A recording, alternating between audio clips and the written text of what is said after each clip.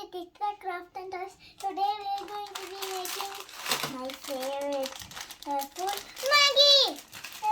So ingredients needed: 2 Maggi packets, pan, some water. Let's pour the water in. Very carefully. Now let's put this on.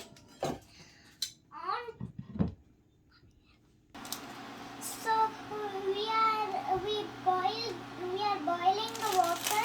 Now we need to do this. So guys, the water has boiled. Let's put the Maggi in.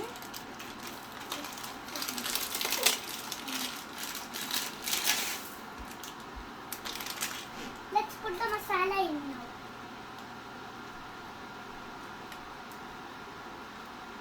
Put the whole packet in.